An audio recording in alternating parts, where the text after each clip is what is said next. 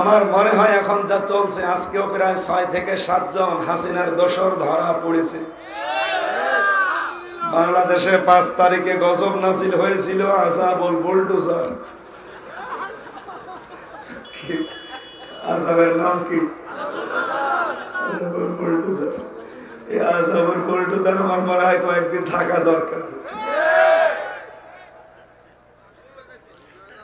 এখন আজকে থেকে শুরু হয়েছে ইউনূস সরকারের অপারেশন ডিভেল হার্ট।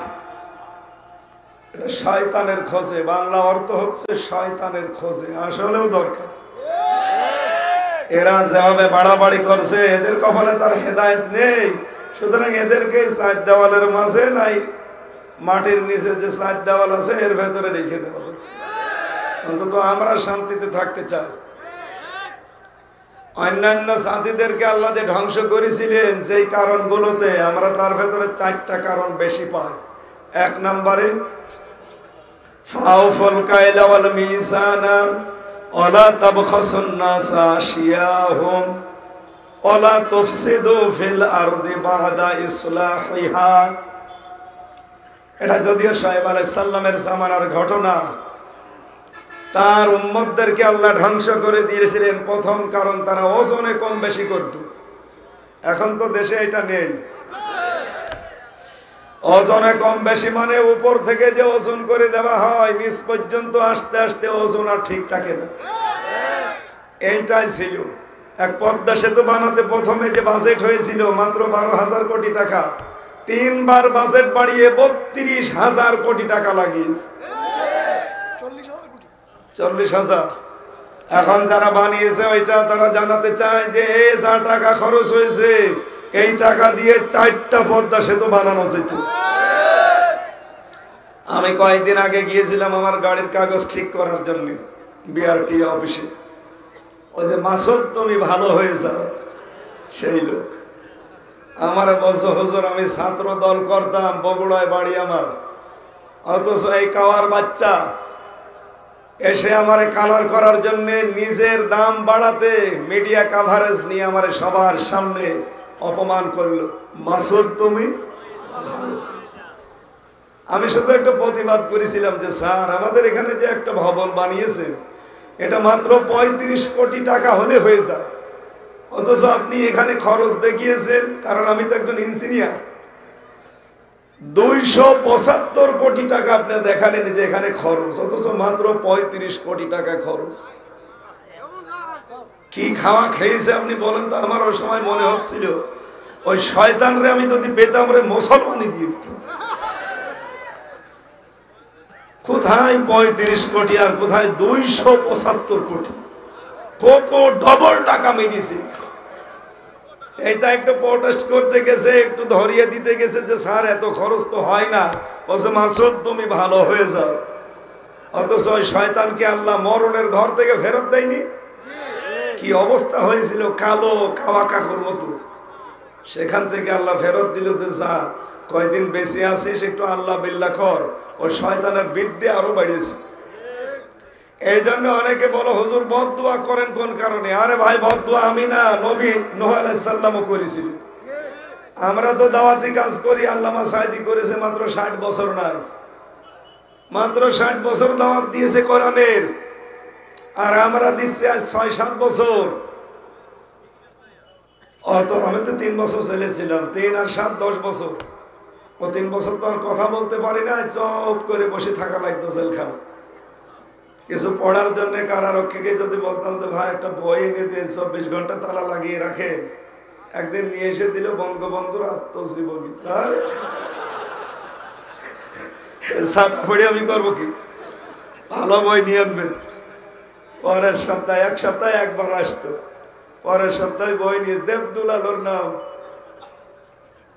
জেলার তো দেবদুলাল, অর্ডার দেয় যারে তার নাম হচ্ছে দেবদাস। ও যেরকম ওই রকম মানুষকে অর্ডার দেয়। পরের সপ্তাহে নিয়ে এসে দিয়েছে বঙ্গবন্ধুর ছেলেবেলা। ঠিক আছে, এ ছাতা পড়ে আমি কি করব? ওর মতো জীবন চরিত্র গঠন করলে আমার শয়তান বলে মানুষ গালি দেবে। আর আপনি আজ পর্যন্ত পৃথিবীতে শুনেছেন শহীদ বঙ্গবন্ধু শেখ মুজিব কেউ বলে? অথচ শহীদ জিয়া এ নাম আমি শুনেছি। জিয়ার নাম শুনলে মানুষ কি বলে? শহীদ জিয়া। শব্দটা এত দামি, যার তার নামে আল্লাহ লাগাতে চাই না, যদিও আমরা জোর করে লাগিয়ে দিতে চাই। অথচ শেখ মুজিবকেও মেরে ফেলা হয়েছে, জিয়াউর রহমানকেও মেরে ফেলা হয়েছে। একজনের নাম শুনলেই মানুষ বলে শহীদ জিয়া, আর একজনের নাম শুনলে মানুষ গালি দিচ্ছে। এখন আমি কাবা শরীফে তাওয়াফ করে যখন আরাফাতের ময়দানে, এর পাশে মসজিদে নামিরা আছে, খুতবা দিচ্ছিল ইমাম সাহেব 16 সালে, ওই সময় প্রথম হজে গিয়েছিলাম। দেখি ইমাম সাহেব খুতবা দিতে গিয়ে শহীদ জিয়াউর রহমান এই নামটা সরাসরি উচ্চারণ করে তার জন্য মাগফিরাতের দোয়া করল। এমনি এমনি মানুষ দোয়া করে। চিন্তা করলাম বঙ্গবন্ধুর ছেলেবেলা নিয়ে এসে দিল, কয়েক পৃষ্ঠা পড়লাম, কারণ কিছু নেই তো পড়বো কি। 24 ঘন্টা ওই লকআপের ভেতরে তালা লাগানো, ফাঁসির কন্ডেম ছেলে। আর একদিন বললাম যে আপনি আর কোনো বই পান না? বলছে হ্যাঁ, হয়তো সুন্দর একটা বই আছে। নিয়ে এসে দিল বঙ্গবন্ধুর চীন সফর। ওই ছাতা আর নিয়ে আনবেন না, আপনি বই নিয়ে আসতে পারেন না যে আমার ফাঁসি চাই। ওই বই পড়তে নেই, ওই বই নিয়েছি। আমি মেজর ডালিম বলছি এই বই পান না? শেষে বললাম যদি কিছু না পান আপনার দ্বারা তো হবে না, একটা মুসলমানকে বলবেন যে একটা কোরআন শরীফ যেন দিয়ে যায়, তাফসীর।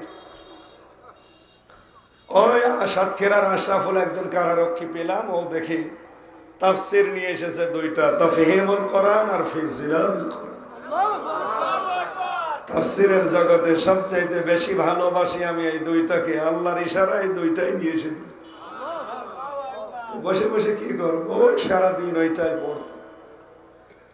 এই জন্য যেই কথা বলতে চাচ্ছিলাম, এই যে মানুষগুলো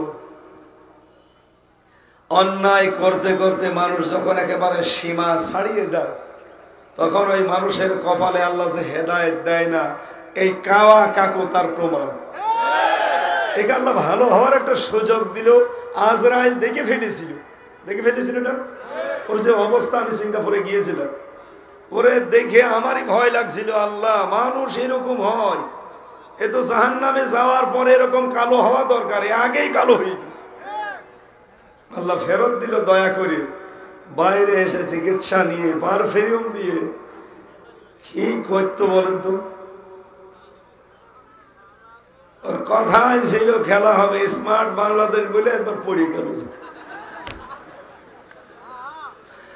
আল্লাহ রাব্বুল আলামিন বলেন ওয়ালা ইয়াহসাবান্নাল্লাযীনা কাফারু আন্নামা নুমলি লাহুম খায়রুল লিআনফুসিহিম ইন্নামা নুমলি লাহুম লিয়াজদাদু ইসমা ওয়া লাহুম আযাবুম মুহিন। সূরা আলে ইমরানের ভেতরে আছে। আল্লাহ বলেন হে নবী, কাফেররা জালেমরা এরা মনে করে যে এই যে পাওয়ার প্রভাব প্রতিপত্তি অর্থ সম্পদ আল্লাহ মনে হয় আমাদেরকে ভালোবেসে দয়া করে দিচ্ছে, আমাদের কল্যাণের জন্য মনে হয় এগুলো দিচ্ছে। আল্লাহ বলেন না, আমি এগুলো দেই যেন এরা পাপের বোঝা পরিপূর্ণ করে ফেলতে পারে, তাই করেছিল। ভূমি প্রতিমন্ত্রীর জরিপ দিয়েছে আজকে, ওর 620টা বাড়ি বাইরের দেশে, খালি কানাডায় বাড়ি আছে 420টা। একটা মানুষের বাড়ি লাগে কত? এদেশে এখনো এমনও মানুষ আছে যার মাথা খোঁজার একটা ঠাঁই নেই, আর শয়তান ভূমি মন্ত্রী হয়ে তাও প্রতিমন্ত্রী। কতগুলো বাড়ির মালিক। মালয়েশিয়া ছিলাম কয়দিন আগে, এই আগস্টের 5 তারিখের পরে গিয়েছিলাম। যে দেখি যে হোটেলে উঠি, নিচে নামলে 2 শয়তান বসে চা খাচ্ছে। কি গো এখানে? হুজুর আমরা আগেই পালিয়েছি, আমরা একটু টাচ পেয়েছিলাম যে দেশের অবস্থা ভালো না, এই জন্য আমরা আগেই পালিয়েছি। পালিয়েছি কেন? সাহেব পাড়া বানিয়েছেন মালয়েশিয়া, থাকবেন না? আর ওখানে যে মায়ের খাবো, তালা লাগানো। এদেশে বাংলার জনগণ আছে, যদি জানে যে সাহেব পাড়ায় আছে পিটিয়ে মেরে ফেলবে। কি করলেন আপনি? কোটি কোটি টাকা পাচার করে বাইরের দেশে এখন ভোগও করতে পারেন না। এখন ওই দেশ থেকে কিছু কিছু টাকা আমি শুনছি, দেখতে পাচ্ছি পাঠাচ্ছে। কয়েকদিন আগে সিলেটে জনতাপুরে 3 কোটি টাকা কিছু আলেম নামে জালেমকে দিয়েছে, দিয়ে বলেছে যে বলবে যে জামাতের আকীদা ঠিক নেই, তাদের সাথে অন্যান্য ইসলামী দল যেন না মেশে। যে কয়েকজনকে টাকা দিয়েছিল 3 কোটি, পুলিশ একটারে ধরেছে, এমন পিটানো পিটিয়েছে, বলছে আমারে পিটাবেন না, আমি সব বলে দিচ্ছি। বলে বল, বলে আমাদের 3 কোটি টাকা দিয়ে আজ এই দেশে 12টা ইসলামী বড় বড় দল সব আজ এক হয়ে যাচ্ছে। জামাত ইসলাম, চরমনাই, এরপরে খেলাফত মজলিস, খেলাফত আন্দোলন, হেফাজত ইসলাম, সব যখন এক হয়ে যাচ্ছে, আর এদের সবার কথা আমরা ইসলামের পক্ষে একটা বাক্স দিতে চাই। এইটা তো করছে, এই জন্য রাম আর বামরা তো বুঝে ফেলেছে, আর যারা পালিয়ে গেছে ওরাও টের পাচ্ছে ইসলাম যদি একবার আসে, কিয়ামতের আগে আমাদের মতো জালেমদের দেশে আর জায়গা হবে না। এই জন্য আমাদেরকে 3 কোটি টাকা দিয়েছে যেন জামাতের সাথে কেউ মিশতে না চায়। তাদের আকীদা খারাপ, তারা দাড়ি রাখে না, তারা টুপি ভালো মাথায় দেয় না, এই সমস্ত উল্টাপাল্টা কথা আমাদের বলতে বলেছে। আমরা সারাদিন এটা বলবো। বলেছে ঠিক আছে, তোরা এক বেলা বলবি যেন তোদের টাকাটা হালাল হয়। ওরাও বলছে যে স্যার আপনি মারেন আমারে, এতগুলো টাকা জীবনে চোখে দেখেছি, 3 কোটি টাকাগুলো হালাল করা লাগবে না, এই কারণে আমরা হালাল করছি।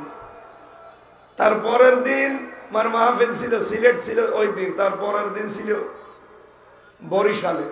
ওখানে শুনলাম কিছু আলেম নামে সালেমকে দিয়েছে 5 কোটি টাকা। ওরা এখন এই টাকাগুলো বিভিন্ন জায়গায় এই কাজে ব্যবহার করছে, যেন মুসলমান বিশেষ করে আলেমদের ভেতরে ফাটল ধরে। এটা যেহেতু আমরা জেনে ফেলেছি, এইটা এখন আর সম্ভব না। চরমনায়ের পীর ঘোষণা দিয়েছে, দেখেন নাই যে কিছু মানুষ মনে করতো আমরা জামাতের সাথে হাত মিলাবো না, আমরা কিন্তু হাত মিলিয়েই ফেলেছি। এই জন্য আমার চর্ম চোখে বা বাস্তবতায় যেটা দেখতে পাচ্ছি, সামনে যদি সব ইসলামী দল মিলে ভোটের 100 বাক্স দেয়, আমার মনে হয় এদেশে বাসার ভাই যেটা বলছিলেন, সামনে সোনালী দিন আসতেছে। 300 এমপির ভেতরে মাত্র 151 জন যদি বুকে কোরআন নিয়ে যেতে পারে, নামাজের ওয়াজ জীবনে এদেশে আর করা লাগবে না, একদিনে নামাজ কায়েম হয়ে যাবে।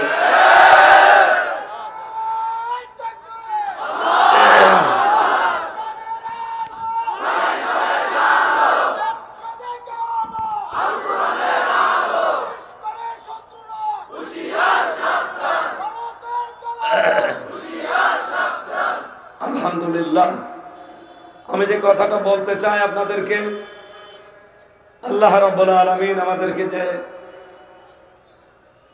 ধ্বংস করার পেছনে যে 4টা কারণের কথা বলছিলেন, যদিও এটা শুআয়ব আলাইহিস সালামের জামানা, কিন্তু আমাদেরও সতর্ক কথা থাকা লাগবে, আমরা যেন ওজনে কম বেশি না করি।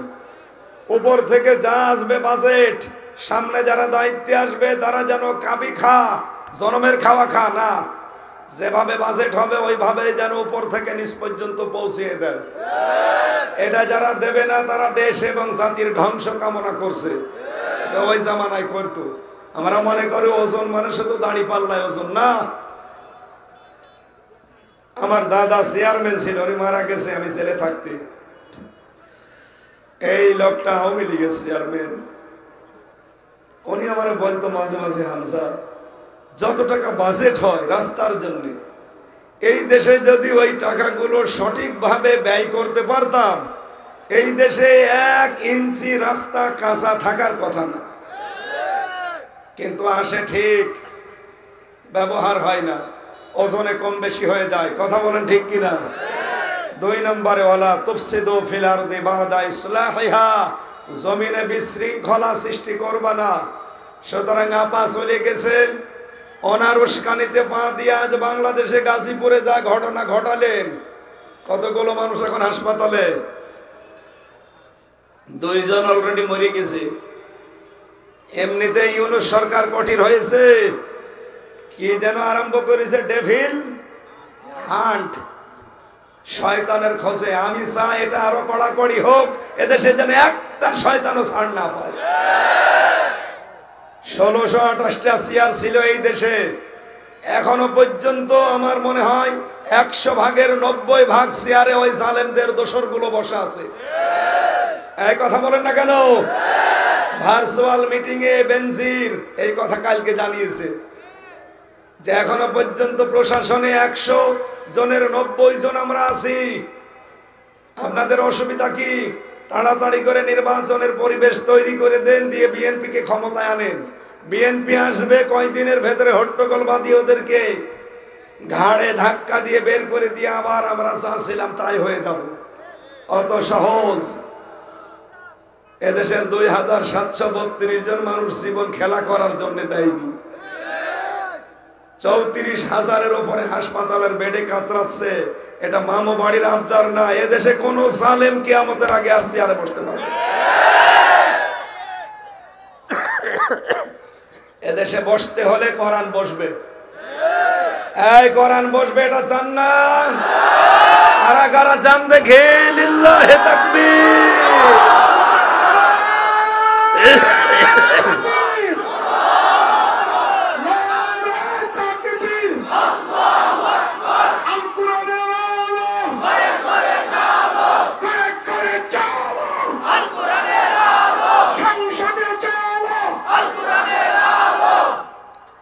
আলহামদুলিল্লাহ ভাই, অনেকে এই যে ছাত্রলীগের সাবেক এক সভাপতি ছিল, এখন বিএনপিতে যোগ দিয়েছে, ফজলুর রহমান।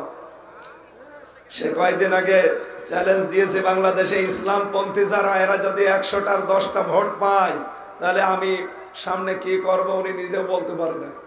আমরা সামনে এটা দেখিয়ে দিতে চাই। এদেশের ইসলাম পন্থী যারা 100টার 10টা না, 100টার 1টায় ভোটই পাবে তারা। আপনি টের পাচ্ছেন বাস্তবতা? আমেরিকার গোয়েন্দা সংস্থা রিপোর্ট দিয়েছে, বাংলাদেশে তৃতীয় একটা পক্ষ ইসলাম, এদের উত্থান হতে যাচ্ছে। আরে ওরা তো আমাদের মামাতো ভাই না, ওরা তো আমাদের প্রকাশ্য শত্রু। বাশার ভাইয়ের আয়াতের শেষের কথা ছিল কি? ইন্নাহু লাকুম আদুউম মুবিন। অবশ্যই সে তোমাদের প্রকাশ্য শত্রু। সে মানে শয়তান। আমেরিকা কি মনে করেন আপনি? তারা পুরুষে পুরুষে জেনা করে, ওরা কি? তারা তো আমাদের প্রকাশ্য শত্রু। এই শত্রু হওয়ার পরেও যদি তারা বলে যে না, আমরা সামনে যা দেখতে পাচ্ছি, এরা তারা আন্দাজে রিপোর্ট দেয়নি। আগস্টের 5 তারিখের আগে মাত্র 100 জনের 15 জন চাইতো যে কোরআনের বিধান দেশে কায়েম হোক। তাও এই গিয়াসউদ্দিনের মতো এরকম মানুষ 100 জনের বলেন জানুয়ারি মাস থেকে আরম্ভ হয়েছে, মাত্র এই 5 মাসের ব্যবধানে এদেশের এখন 100 জনের 58 জন মানুষ চাচ্ছে কোরআনের বিধান কায়েম হোক। এই কথা বলতে দেন।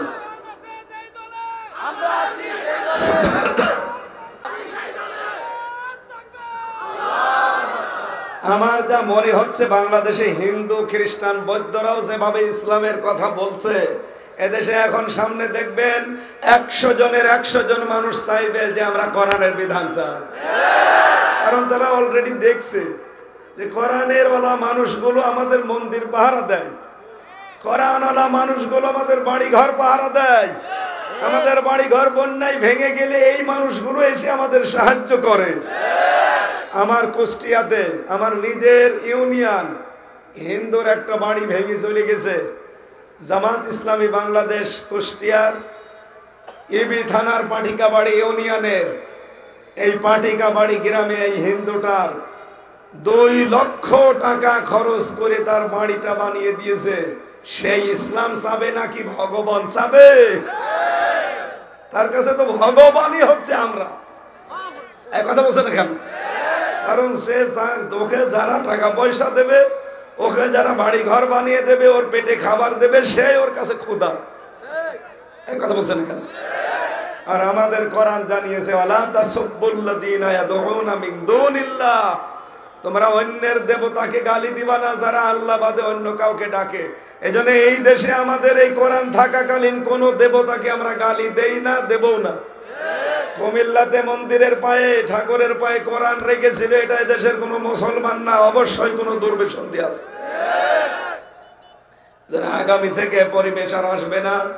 বাংলাদেশের সাম্প্রদায়িক সম্প্রীতি নিয়ে 257টা দেশ পৃথিবীতে, সবচাইতে বেশি সাম্প্রদায়িক সম্প্রীতি বাংলাদেশে। এটা already America, voice of America প্রমাণ করে দিয়েছে। আর আমাদের বিরুদ্ধে মিথ্যা কথা যারা ছড়াতো এই দাদা বাবুরা, মাইক্রোসফট রিপোর্ট দিয়েছে তামাম দুনিয়ায় সবচাইতে বেশি মিথ্যা কথা বলে এই ভারত। কথা বলেন না কেন? সুতরাং বিশ্বের মডেলরাও বুঝে ফেলেছে তারা মিথ্যাবাদী। এই জন্য ডোনাল্ড ট্রাম্পও খেপে গেছে। 20 তারিখে শপথ নেওয়ার পরে জানিয়েছে আমার 16 লাখ ভারতীয় আছে, সবগুলো আমি পাঠিয়ে দেব। অলরেডি পাঠানো আরম্ভ হয়েছে। দাদাদের এখন ধুতি খুলে যাবে। কথা বলেন ঠিক কিনা? এই জন্য আমরা বিশৃঙ্খলা না করি ভাই। শুধু এখানে না, বাংলাদেশে যেই মানুষগুলো বিভিন্ন মানুষের উস্কানিতে পা দিয়ে, গাজীপুরের সাবেক মেয়র, অবৈধ মেয়র এই জাহাঙ্গীরের ফাঁদে পা দিয়ে অনেকে উস্কানিতে পা দিচ্ছে। এমনকি বুবুসানের কথা মতো কারো উস্কানিতে পা দিয়ে নিজের বাড়িটা ভেঙেন না। দেখতে পাচ্ছেন না? শুধু উস্কানি দেবে বলেছিল, সেই রাতেই গুড়িয়ে দিয়েছে। আরো ছাত্র জনতা ডাইরেক্ট ঘোষণা দিয়েছে আগামীতে যদি কেউ মুখ খোলে এরকম উস্কানি দেওয়ার মতো, এখন তো শুধু ওইটা, আগামীতে মেম্বার চেয়ারম্যানও ছাড়বো না। এই জন্য সাবধান হন ভাই। কার কথা শুনি আপনি পেছনে লাল করতে যাবেন? কথা বলেন না কেন?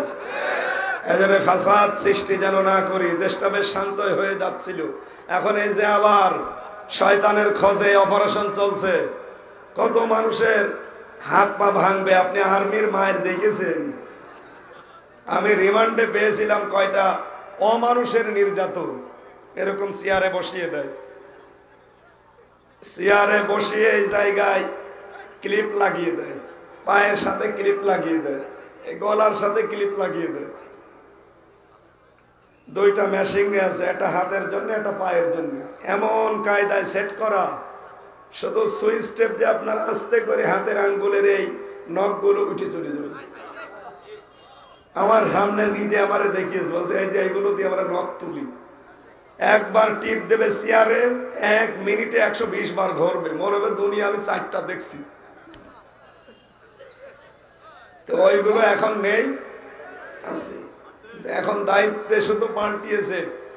এই জন্য বেশি ঝামেলা। আপনি তো জানেন না বাস্তারা, একবার যদি 4 দেওয়ালের মাঝে চলে যান না, বাংলাদেশ মনে হবে যে 10টা দেখছি।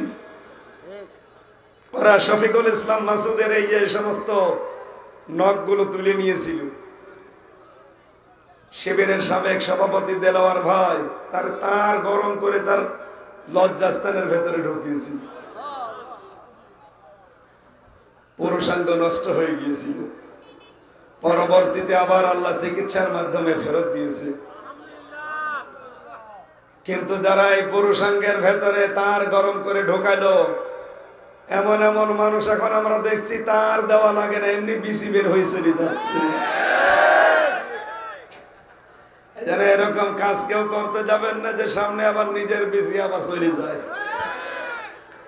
3 নম্বরে আল্লাহ বলেছেন ওই জামানার মানুষেরা করতো ওয়ালা তাকউদু বিকুল্লি সিরাতিন তুইদুনা, ওরা বিভিন্ন রাস্তার মোড়ে মোড়ে ওট পেতে বসে থাকতো মানুষদেরকে ভয় দেখাতে।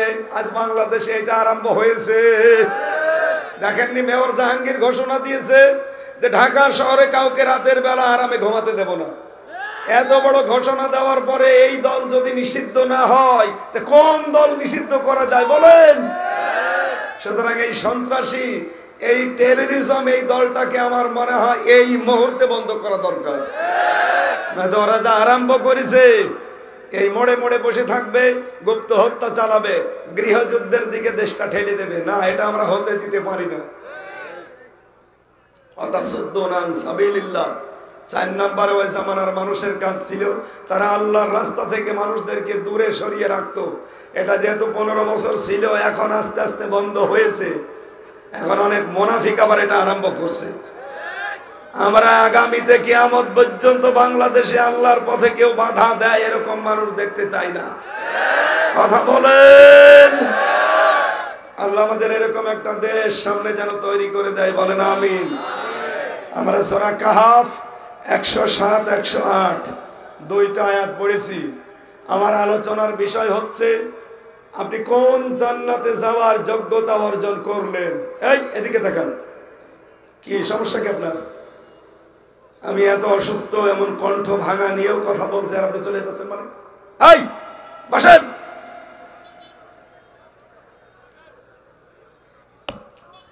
আজকের আলোচনার বিষয় কি বললাম? আপনার অবস্থান এখন কোন জায়গায় আপনি টের পাবেন।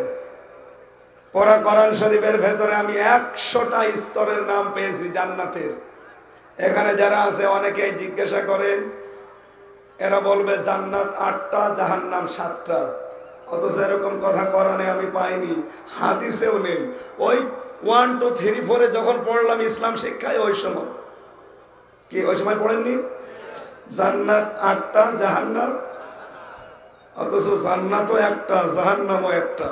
এর স্তর হচ্ছে কেউ বলে 7টা, কেউ বলে 8টা। না, আমি জাহান্নামের স্তর কোরআনে পেয়েছি 70টা, আর জান্নাতের স্তর পেয়েছি 100টা। আজকে আপনি হাজি, গাজী, নামাজি, নামাজের বাইরে যা আছেন, আজকে মিলিয়ে দেখবেন যে আপনি জান্নাতের কোন স্তরের অধিকারী। আপনি যদি দেখেন যে হ্যাঁ আমি এই কাজগুলো করছি, তাহলে আপনি এই জান্নাতে যেতে পারবেন। প্রথম নম্বরে যেটার নাম আল্লাহ দিয়েছেন, এই স্তরের নাম জান্নাতুল ফেরদাউস। নাম কি? আল্লাহ রাব্বুল আলামিন বলেন, ইন্নাল্লাযীনা আমানু ওয়া আমিলুস সালিহাত, নিশ্চয় যারা ঈমান আনে আল্লাহর প্রতি আর এই দাবি অনুযায়ী যারা ভালো ভালো কাজের আঞ্জাম দেয়, কানাত লাহুম জান্নাতুল ফেরদাউসি নুসুলা, তাদের মেহমানদারি করার জন্য আল্লাহ পাক জান্নাতুল ফেরদাউস রেখে দিয়েছেন। খালিদিনা ফিহা, চিরকাল সেখানে তারা থাকবে। লা ইয়াবগুনা আনহা হিওয়ালা, সে বের হতে চাইবে না কোনোদিন, আর আল্লাহ কোনোদিন তাকে বের করে দেবে না। এটা বাংলা অর্থ ছিল। এবার আসেন আমরা ব্যাখ্যায় যাই। 1 নম্বরে কি পেলাম? যারা ঈমান আনে, কি করে? কুমিল্লাবাসী বলেন তো, এখানে যারা আমরা আছি ঈমান এনেছি না ঈমান পেয়েছি? না না, কবে ঈমান আনলেন আপনি? ঈমান পেয়েছেন। আল্লাহ পরা কোরআনে কোন জায়গায় পাবেন না যে ঈমান যারা পেয়েছে। না, ঈমান যারা, আরো জোরে বলেন, ঈমান যারা, যারা ঈমান এনেছিল আপনি তাদের দিকে তাকান। কোরআনেও এই কথা আছে, ফামাই ইয়াকফুর বিত্তাগুত ওয়া ইউমিন বিল্লাহ। কেউ যদি ঈমান আনতে চায় তাকে আগে তাগুত ছেড়ে দেওয়া লাগবে। এই বাংলাদেশে যারা তাগুত ছেড়ে দিয়ে ঈমানের দাবি করে, তাদেরকে 57 দিন রিমান্ডে নিয়েও টলানো যায়নি। শফিকুল ইসলাম মাসুদ একজন, এই কথা বলেন। আর যারা এই তাগুত ছেড়ে না দিয়ে ঈমানের দাবি করে, ওদের পাগড়ি বড় হতে পারে, ওদের জুব্বা বড় হতে পারে, ওদের নামের আগে মাওলানা মুফতি হাজি লিখা থাকতে পারে, কিন্তু ঈমান তারা টিকিয়ে রাখতে পারে। তার বাস্তব প্রমাণ এই ফরিদউদ্দিন মাসুদ, এই বাইতুল মুকাররমের সাবেক খতিব রুহুল আমিন। এই কথা বলার লাগবে। ওদের যে ঈমান নেই, এই জন্য তো পালিয়েছে। কত বড় দুর্নীতিগ্রস্ত হয়ে গেলে একটা ইমামও পালিয়ে যায়। নৌকা মার্কা নিয়ে দাঁড়িয়েছিল দেশে একটা আলেম, আর নৌকা মার্কা নিয়ে দাঁড়ায়। ওর বিবেক কি কুকুরে প্রসাব করেছে? ও দেখতো না যে 15.5 বছরে কোনো ভোট হয়নি দেশে? এত জুলুম, এত অত্যাচার, হেফাজতের কত মানুষকে হত্যা করে তার হাত এখনো লাল, আর আমি সেই নৌকা মার্কা নিয়ে দাঁড়াবো? আমি কি মানুষ? ইমানের দাবি করতো, ইমাম হয়েছিল, ইমানই নেই ইমাম। কি কথা বলে না কেন? যতগুলো মসজিদ বানিয়েছিল তাকান, মডেল মসজিদ। যতগুলো খতিব আর ইমাম আছে আপনি তাকিয়ে দেখেন, ইমানের লেশ নেই। কারণ তাগুতের সাথে সম্পর্ক থাকলে ইমান থাকে না। সুতরাং আমার মনে হয় এদের ইমানই নেই, এদের পেছনে নামাজ হয় কি করে? এদের পাল্টানো দরকার।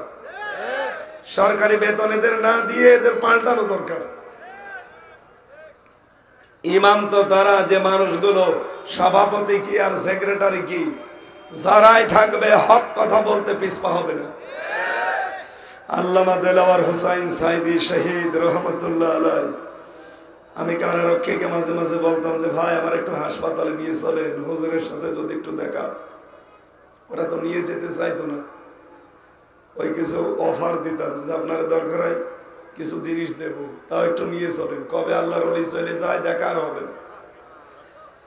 নিয়ে গেল সে, আমি জিজ্ঞাসা করলাম যে হুজুর আমারে চিনতে পারেন? কে? আমি আমির হামজা। বসো, ওই যে তারেক মনোয়ার, বাশার, হামজা, আলামিন। জি জি জি। তার মানে হালকা হালকা ওনার মনে পড়েছে। বসে মাসুদ আর শামীম এসে তোমাদের নাম বলে যে বাইরে এখন কোরআনের কথা তোমরা বলো। তুমি যদি চট্টগ্রাম আর খুলনায় যেতে পারো, মানুষগুলোকে জানাবা যে আমি জীবনে কোনোদিন কোরআনের কথা বলতে পিছপা হয়নি। তোমারে হামজা আদেশ দিলাম কোনোদিন কোরআনের কথা বলতে পিছপা হবে না। আমার মনে হয়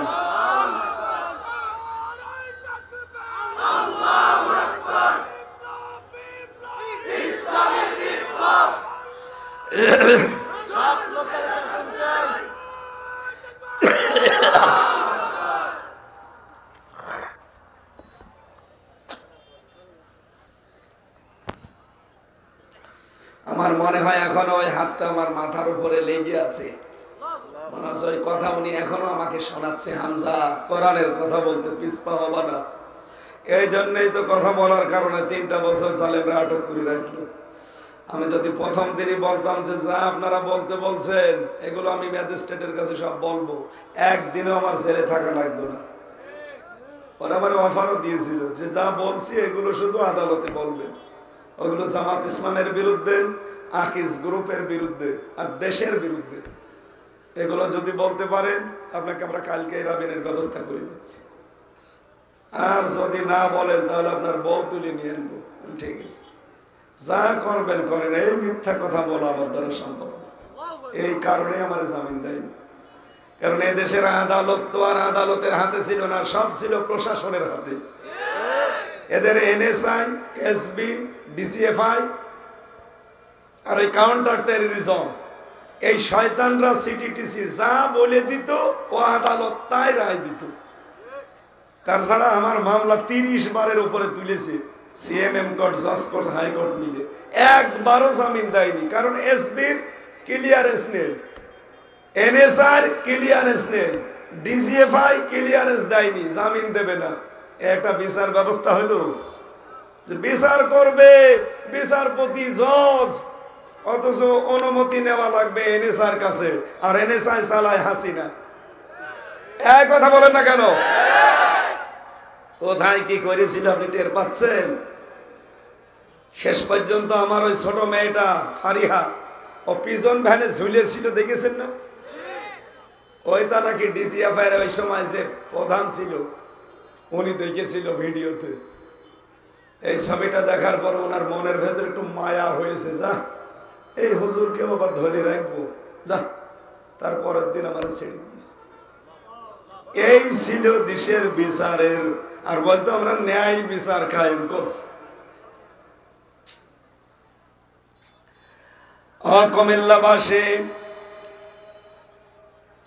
যেহেতু ইমান আনতে হয় তগুত ছেড়ে দিয়ে, বাংলাদেশে যদি এখনো আপনি তগুত ছেড়ে দিয়ে ইমান আনতে পারেন, এই দেশ একদিকে যাবে, আপনি একা একদিকে তাও টিকে থাকতে পারবেন।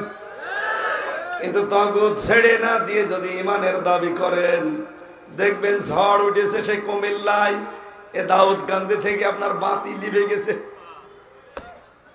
এই জন্য আমরা ইমান আনবো কি ওই রুহুল আমিনের মতো, ফরিদউদ্দিন মাসুদের মতো, ইমান আনতে হলে আগে তাগুত ছেড়ে দেব, এরপরে ইমানের দাবি করব। লাং ফিসাম আলাহা, জীবনেও এই সুতা ছেড়ে যাবে না। আল্লাহ বলেন যারা এভাবে ইমান আনতে পারে আর আমিলুস সালিহাত, নেক কাজ করে, এই শব্দটা নিয়ে বাংলাদেশে ভেজাল আছে। আমরা মনে করি আমলে সালেহ মানে নামাজ পড়া, রোজা রাখা, বড় দাড়ি রাখা, হজ করে আসলাম একবার হয়ে গেল আমলে সালেহ। না ভাই, আপনি তো লেখাপড়া করেননি, কোরআন হাদিস বোঝেনও না। সালেহ মানে যোগ্য। সালেহ মানে কি? আপনাকে যোগ্যতা অর্জন করা লাগবে। ঈমান আনার পরে যদি আপনি সত্যি যোগ্যতা অর্জন করতে পারেন, কোরআন গ্যারান্টি দিচ্ছে ওয়াদাল্লাহুল্লাযীনা আমানু মিনকুম ওয়া আমিলুস সালিহাত লা ইস্তাখলিফান্নাহুম ফিল আরদ। আল্লাহ ওয়াদা করেছেন তোমাদের ভেতরে যারা ঈমান আনে আর আমলে সালেহ করে, তার মানে যোগ্যতা অর্জন করে, লা ইস্তাখলিফান্নাহুম ফিল আরদ, লামে তাকিদ নুনে সাকিলা। আল্লাহ বলেন অবশ্যই আমি জমিনের শাসন ক্ষমতা তাদেরকে দেব যেমন তাদের পূর্বপুরুষদেরকে দিয়েছিলাম। সুবহানাল্লাহ বলতে পারেন নাই? আপনি যাই মনে করেন, বাংলাদেশ জামাত ইসলামী, ইসলামী ছাত্র শিবির, ইসলামী ছাত্রী সংস্থা এবং ইসলামের অন্যান্য দলগুলো আমি দেখতে পাচ্ছি, তারা এইভাবে ঠিক এখন মানুষ তৈরি করছে যোগ্য করে। আপনি যেই লাইনেই যাবেন যেন লাইনটা চালাতে পারেন। আপনি স্বাস্থ্য ব্যবস্থায় যাবেন, আপনাকে এমন ডাক্তার বানানো হবে ডাক্তার শাহিন জর্দারের মতো, ডাক্তার মতিয়ার রহমানের মতো। আপনি বিশ্ববিদ্যালয়ের ডক্টর হবেন, আপনাকে ডক্টর ফয়জুল হকের মতো।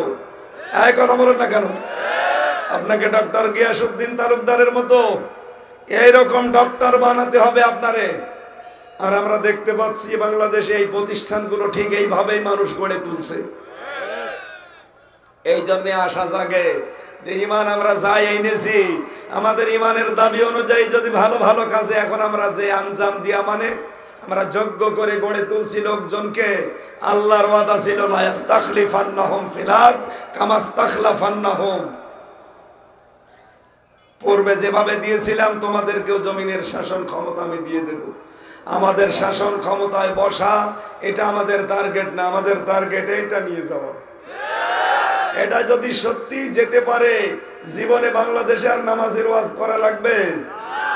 একদিন শুধু পাশ হয়ে যাবে, 151 জন হাত তুলবে, পরের দিন বাংলাদেশে কোন মহারথী আছে যে নামাজ না পড়ে থাকতে পারে? তখন এই দেশে 18 কোটি মানুষ নামাজ পড়বে। আপনি শুধু ভোট দিয়েছিলেন একটা, 18 কোটি মানুষের নামাজের সওয়াব প্রতি ওয়াক্তে আপনার আমলনামায় লেখা হবে। সুবহানাল্লাহ। এই জিনিসটা চাওয়া কি রাজনীতি? আরে ভাই, এইটাই তো জীবনের আসল নীতি, যে আমি নামাজ পড়বো এক ওয়াক্ত, নামাজের সওয়াব পাবো 18 কোটি মানুষের। আর এটা একা একা সম্ভব না। আপনি কয়জনকে দাওয়াতি কাজ করে পথে আনতে পারবেন? অথচ মাত্র একবার যদি সুদের বিরুদ্ধে আইন পাস হয়, এই দেশে আর কেউ সুদ খাওয়ার সাহস পাবে? এই যে এই দেশে দেখি টাকা ছেড়ে রাখে, 1000 টাকা দেয়, মাসে মাসে 200 টাকা বেশি দেয়। এটার নাম কি? এলাকায় নেই এটা কিস্তি। অথচ এটা কিন্তু মায়ের সাথে জেনা করার গুনাহ হচ্ছে। বলেন তো, মায়ের সাথে জেনা করে কেউ নামাজে দাঁড়ালে হবে? কিসের নামাজ পড়বো আমরা? আমাদের নামাজ যেন ঠিক থাকে, আমাদের রোজা যেন ঠিক থাকে, আমাদের হজ যেন ঠিক থাকে। এই কারণেই তো এই কাজগুলো এখন বেছে নিচ্ছি আমরা, যে আমরা এইটা নিয়ে যেতে চাই 151 জন। বলেন। আর এইটাকে কেউ কেউ বলছে না এটা রাজনীতি, কেউ বলে এটা ধর্ম ব্যবসা। কেন? আপনারটা ধর্ম ব্যবসা হয় না। এই বাংলাদেশে যাদের আলাদা কর্মজীবন আছে আর পাশাপাশি রাজনীতি যারা ইবাদত মনে করে করে, এরা দেখবেন জীবনে দুর্নীতি করে না। আর যাদের কোনো কর্মজীবন নেই, এই রাজনীতি তাদের কর্মজীবন, 2 দিন পরে আঙ্গুল খুলে করে গেছে। সম্মানিত ভাইরা, ডাক্তার কয়েকদিন ধরে বলছে আপনি মাহফিলগুলো বন্ধ করেন অন্তত 5 দিন। আমি ঘোষণাও দিয়ে দিয়েছিলাম 4, 5, 6, 7, 8, 9, 10 এই 6টা মাহফিলে যাব না। কিন্তু আপনাদের এই মানে এমন এমন লোকে দাওয়াত দিয়েছে, না গেলেও হয় না, আবার আসলেও তো এই যে আমার কণ্ঠ শরীর কিছুই সাপোর্ট করে না। আমরা চেষ্টা চালাচ্ছি সহজ ভাবে বোঝানোর। তাহলে ঈমান আনতে হলে, ঈমান পেলে হবে না, ঈমান কি হবে? আনতে হবে। আমরা ঈমান এনেছি, আমাদের মতো বহু মানুষকে আমরা ঈমান আনতে আজ দেখছি। অনেকে মনে করে লা ইলাহা ইল্লাল্লাহ পড়লে মনে হয় ঈমান আনা হয়ে যায়। আরে ভাই, এরকম কথা তো অনেক হিন্দু খ্রিস্টানও পড়ে। আমি বাইরের দেশগুলোতে যাওয়ার সময় দেখেছি খ্রিস্টান, ইহুদি, মুশরিক এই মানুষগুলোর মুখেও কালেমা শোনা যায়। হ্যাঁ, কালেমাটা তারা একটু ঘুরিয়ে পড়ে। আমরা যেমন লা ইলাহা ইল্লাল্লাহ মুহাম্মাদুর রাসূলুল্লাহ বলি, আমি ইহুদির সাথে মিলে দেখেছি খাস পর্দা করে চলে। নিজের স্ত্রীকে খাস পর্দা করে টেনে নিয়ে যাচ্ছে, বাসে নিয়ে যাচ্ছে। চলাফেরা করার সময় জিজ্ঞাসা করি, কথা তুলতে তুলতে ভাঙ্গা ভাঙ্গা শব্দ দিয়ে জিজ্ঞাসা করা হয় যে আপনার নাম কি? নাম বলে মনে হয় যে মুসলমানের নাম, কিন্তু নামটা একটু পাল্টিয়ে বলে। ইব্রাহিম যদি কারোর নাম হয়, সে বলে আমার নাম আব্রাহাম। জুলেখা কারোর নাম যদি হাজেরা হয়, তার নাম পাল্টিয়ে বলে স্ত্রীর নাম হাজরা। এত সুন্দর পর্দা করে আপনি, জাতিতে কি? তখন নবীর নাম জিজ্ঞাসা করলে বলে আমার নবীর নাম জোসেফ। নাম কি? জোসেফ মানে মুসা আলাইহিস সালাম। খ্রিস্টানদের সাথে জিজ্ঞাসা করলে আপনার নবীর নাম কি? বলে যিশু। যিশু মানে ঈসা নবী আলাইহিস সালাম। আমি খ্রিস্টানদের অত পর্দা পাইনি, কিন্তু ইহুদিদের এদের এক একজনের বউ দেখেছি হাত মোজা পা মোজা পরা, একেবারে নেকাব দেওয়া, 4 5টা 6 7টা ছেলে মেয়ে আশপাশে, এটা একটা এটা একটা, সামনে একটা পেছনে একটা, গাড়ি এক। মানে ওরা চায় যে বেশি বেশি সন্তান নিয়ে মুসলমানদের চাইতে যেন আমরা বেশি হতে পারি। ও কিয়ামত পর্যন্ত সম্ভব? বলেন। এটা যে পারবে না তার প্রমাণ এই কুমিল্লা, এই 14 গ্রামের মজিব বুড়ো বয়সে বিয়ে করে ছেলে মেয়ে কয়টা? 3টা। আমি তো জীবনে বিশ্বাসও করি না যে ও ছেলে মেয়ে হতে পারে, অথচ হনফা আফা জীবনে দেখিয়ে দিল এই বয়সে বিয়ে করে ছেলে মেয়ে হয়েই যাচ্ছে। তো ইহুদি খ্রিস্টানরা আমাদের সাথে পারবে? আমার মজিবের সাথেই পারবে না। আর কথা বলেন না কেন? মজিবের এই বুড়ো বয়সে বিয়ে দিয়ে যদি 3টা হয়, তো যৌবন বয়সে বিয়ে দিলে কুমিল্লা ভরে ফেলতো না? ওদেরকে দেখতাম ওই মানুষগুলো লা ইলাহা ইল্লাল্লাহ এ পর্যন্ত বলে, বলার পরে শব্দটা পাল্টিয়ে ফেলে। ওই জোসেফের নাম বলে, যিশুর নাম বলে, আব্রাহামের নাম বলে, অথচ আব্রাহাম মানে ইব্রাহিম, জোসেফ মানে মুসা, যিশু মানে ঈসা। আমার ভাইরা,